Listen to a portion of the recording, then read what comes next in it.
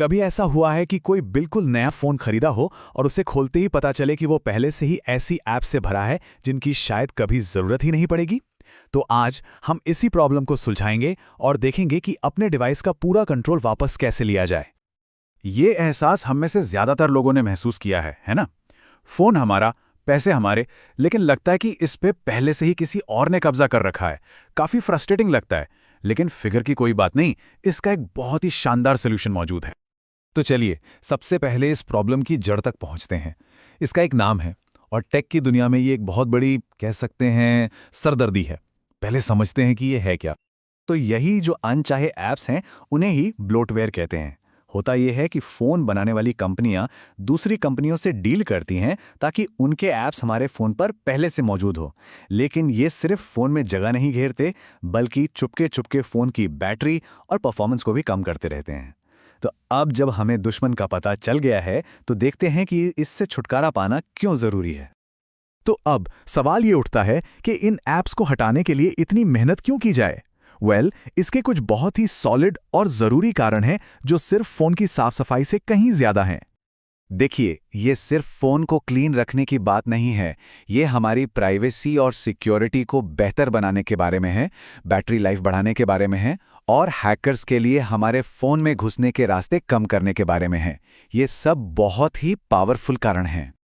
अच्छा, अब थोड़ा सा टाइम में पीछे चलते हैं और देखते हैं कि जो टेक एक्सपर्ट्स हैं वो सालों से ये काम कैसे करते आ रहे हैं। ये थोड़ा सा टेक्निकल है, पर यह समझना ज़रूरी है ताकि पता चले कि हम कहाँ से कहाँ आ गए हैं।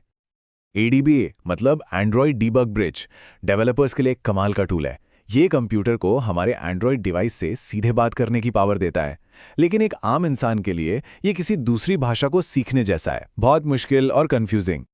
ये स्क्रीनशॉट पूरी कहानी बयां कर रहा है। ये सिर्फ कुछ कोड की लाइनें नहीं हैं, ये एक ऐसी भाषा है जिसमें एक छोटी सी टाइपिंग मिस्टेक भी फ़ोन को बेकार कर सकती है।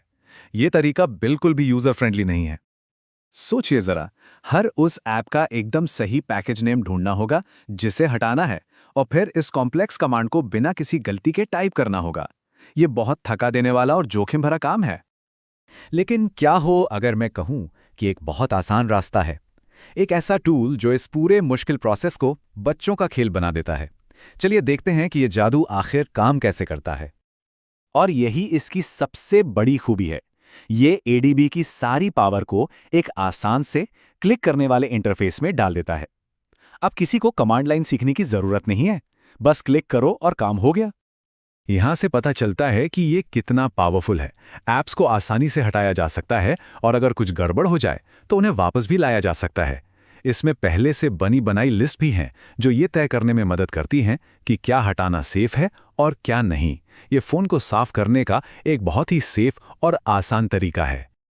ओके, अब यहां जरा रुकते हैं। इससे पहले कि कोई भी आगे बढ़े, हमें सेफ्टी के बारे में बात करने की जरूरत है। पावरफुल टूल्स के साथ बड़ी जिम्मेदारी भी आती है, और आगे बढ़ने से पहले इन सावधानियों को समझना बेहद बेहद जरूरी है। ये मैसेज सीधे UAD के डेवलपर्स की तरफ से है और इसे हल्के में बिल्कुल नहीं लेना चाहिए।